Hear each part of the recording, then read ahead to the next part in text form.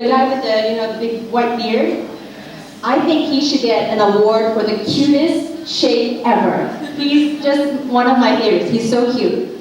But when he was talking about his story, he kind of reminded me of myself a little bit when I was researching about Islam. I'll tell you a little bit about myself after this. I was just thinking, he kind of did almost the same thing I did. I went to the Bible. I was raised by, I was in a strong Christian family. Why? My father is actually a Protestant clergyman.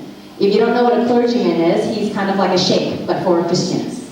Yeah? So I was brought up by a missionary father. He was a clergyman. We were very strong Christians, but the thing is that my father was very open-minded. He never, put down the other religions. He always told me, when I go for interfaith talks, everyone gets along, it's fine. Everyone prays in their own way, it's fine. So my mind was always open. Yeah, and then I got into a very good college. It's called Boston College. It's run by Jesuit monks. So in those movies, you get those monks in brown robes. I had those on my campus. They were gardening and teaching and all this. So, but the thing is that they were very neutral. They actually are, one of the monks actually was the one that told me that the Bible was put together. So I knew that since I was a teenager. Yeah, so when I became a bit older, I was very interested, of course, in my religion. I had always found anchoring there. So when I was looking into Islam, at first I was looking into the Bible. And I did exactly what Yusuf Estes did. I said, I can't look at translations, because English could be wrong. Because every language has a set number of words. Some words you can't translate. Like my other language is Thai. There's some Thai words I can't translate in English. So I thought, okay, that has to be the same with whatever the Bible was in. So I set out to learn Latin, Greek, Arabic. I wanted to learn all of these so I could know the truth. Of course, it didn't happen. It would take too long. But I was given a book that, actually did the work for me. It was, line by line, how it goes. Kind of like what he did. Okay, I just want to make that point. To continue with that point, what I'm trying to get at is everyone comes to Islam in a different way. Yeah, not everyone, has a friend to talk to. Not everyone is living in Malaysia where there's lots of Muslims, all around. But sometimes, we hear these stories of people learning about Islam or wanting to become a Muslim just by hearing the adhan. Yeah, we heard the call for prayer earlier. The non-Muslims, it was very beautiful, right? I feel that is very beautiful. And some people, that's enough for them. Yeah? And then other people, they come to Islam because they travel. Yeah, they go to Turkey or they go to some country where there's a lot of Muslims and they're treated well. So they come to Islam through travel. Other people, they go on YouTube. Everyone's watching YouTube nowadays. So it's not the same way for everyone. For me, it was through books. Yeah, for me it was through books. I did get introduced to Islam a little bit in college. I learned, what's that word for when you're learning about comparative religions? I'm not American, so I'm a little bit like this, yeah? You can deal with me, yeah?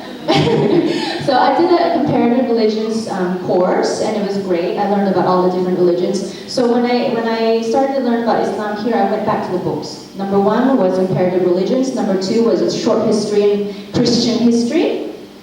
Yeah. Number 3 was an explanation of different books that didn't make it into the Bible, and then I stopped. Why? Because I was at a point in my life where I wanted truth. The same as Yusuf Estes said. Yeah, we come to a point in our lives that we want truth. So I was looking for truth. I was looking for translations. I didn't find it. I was looking in history now.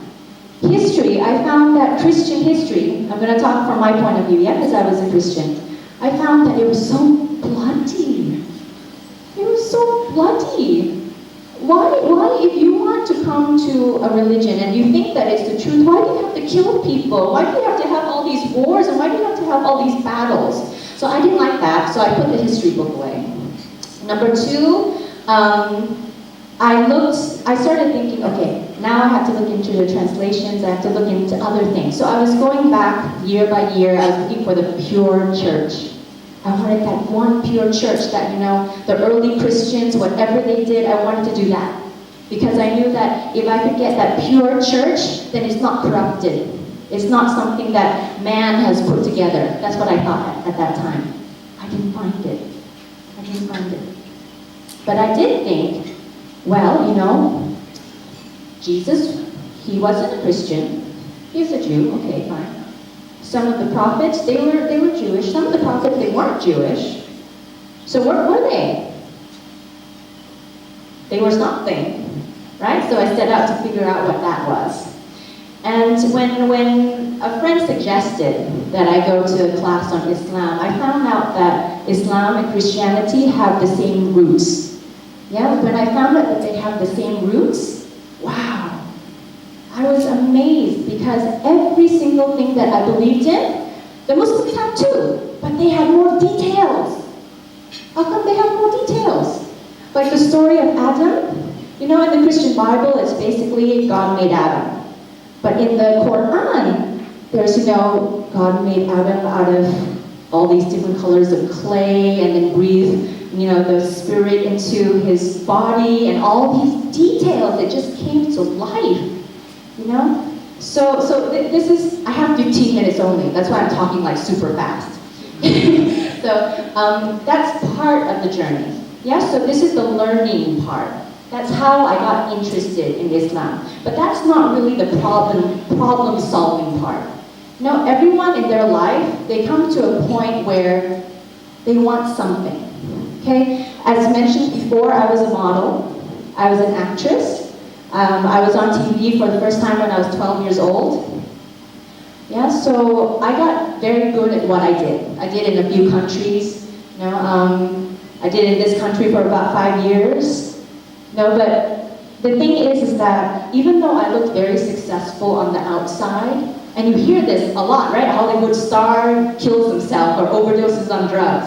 There's something about being so outwardly, seemingly successful that actually puts emptiness inside you. And I'll tell you why. For a woman at least. When you're a model or an actress, you are looked at from head to toe. My agent would call me every 2 weeks and ask me, Aliza, what's the length of your nails? Aliza, what color is your hair now? Aliza, did you cut your hair? Aliza, did you get fatter? Did you get smaller? So I outsourced my self-worth to someone else.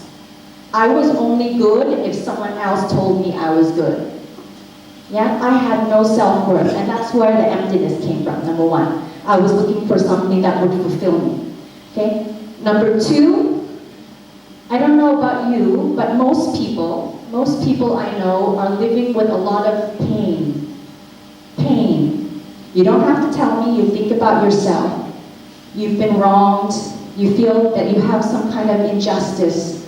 People are going around, why is my life like this? I've worked so hard, I've tried to be so good. Why? I had a lot of that. I don't know if you have that, but I had a lot of that. Why, if I've studied so hard, I was a straight A student, my friend was just saying I was an overachiever, I really was. But why was my private life so disappointing? And why was it that when I try to be so good, so many people take advantage of me? Where is my justice? Where is my justice? Where can I get rid of this pain? Who can I look to? Because whenever I look to a person, they add to my pain. They don't take away that pain. So now there's emptiness. There's pain. I needed a way to get rid of that. And how did I usually do that? I turned to Christianity, but now it was out. Yeah, remember, I had read too much and now it was out. So now where do I turn? My option at that time was to look into Islam. And I mean, subhanAllah basically means wow. Wow. What I found was exactly what I needed. I found a place where I could take away and I could understand my pain and I could feel my emptiness. That emptiness, a lot of it, was knowing that if I accepted Islam, I become a part of this beautiful, big family who calls each other sister and brother around the world, no matter what race you are, no matter what age you are, no matter where you're from. And as a Muslim woman, you're clearly identifiable. Yeah, you're clearly identifiable. No one will mistake you for a non-Muslim. So people will actually come and say salam alaikum to you, even if you don't know who they are. So you're a part of this family. You have support. Yeah? That's part of filling the emptiness. Number two, the pain. Now this one is a little bit abstract, but if you can believe that there is a God, and that God made you, and if you can follow that thinking, that God also knows every single thing about you, every single thing about your life at every single moment. So there's at least one person that knows exactly what I'm going through, what you're going through, what pain, what injustice, whatever that you feel like you're struggling in your life, God knows. Allah knows about it. Allah knows. And that gave me comfort. It really did that. At least one person know. And the amazing thing is that one person that knows everything also has a solution for me. They also have a solution for me because there's such a thing as predestination in Islam. Everything that is supposed to be is written. You know that saying? I always think about this saying. You know, everything will turn out for the best. You know, everyone says that. Everything will turn out for the best. Why? It's actually a very Islamic kind of, statement. Because we know that whatever we go through, whatever problems we have, whatever struggles we go through, it makes us stronger, and eventually it will resolve itself. It always turns out that way. So there's always a solution somewhere. But sometimes it's that getting to the solution that hurts so much. But I know that Allah is there. When I go through pain, it's because it's making me stronger and wiser, even if I don't see it now. Yeah, so that took care of emptiness, that took care of pain, and that was huge for me when I was looking for something. Everyone is looking for something different, but if you are looking for something that is going to fill your heart and give you a way to think about all the struggle that you are going through, please look into Islam. Please look into Islam. It's something that will warm your heart. And just look around at all your Muslim friends here that brought you here. They can be some of the most wonderful people, and they're willing to share with you everything that you want to know. So please ask lots of questions. I ask so many questions.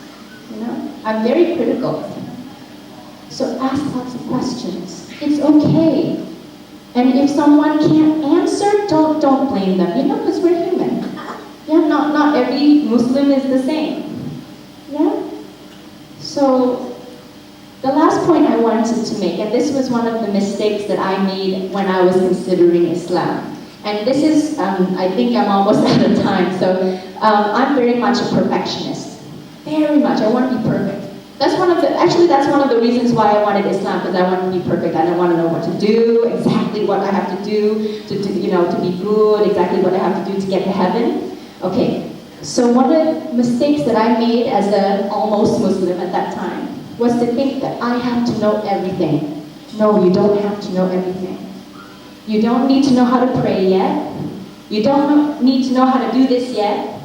You don't need to know how to, speak any Arabic yet. Not at all. It's like what Brother Firdaus says. You just have to know in your heart that Allah is there. He's the one. He can give you guidance. He can give you strength. He's the one. That's the one thing that you need. So you don't need to know everything yet. Don't put the burden on yourself. Yeah? Know that everything is a journey. Everything takes some transition. Just like what Brother Firdaus said. You can't be an angel overnight. No. Everything takes some time. And I hope that the more Muslims in this room will also understand that sometimes when you become a new Muslim, you want to give so much advice. You want to give so much advice because you're so well-meaning that sometimes it's hard. Some people it's harder than others, yeah? But don't worry, if you have this concept of Islam in your mind and you think that it's something that is worth looking into, please do. Please do. I'm going to go on my side, but especially if you're a woman. Believe me, I gave up modeling, I gave up my TV hosting, I gave up my being an actress to put this on. Why? Maybe I should put that in the next talk, but one part of it is because it frees you. Literally, it frees you. I no longer outsource my feelings to anyone else. My feelings are my feelings. It does not matter anymore whether someone thinks that I'm beautiful or not, and that doesn't have to be my self-confidence anymore. My self-confidence is my own. My brain is my own. My heart is my own. I don't have to outsource it anymore. And by the way, you don't have to do your hair anymore too. So that's pretty good. Okay, so I only have 15 minutes. I hope that you got some benefit from that. My name is Aliza Kim. I hope to see you again. Assalamu alaikum.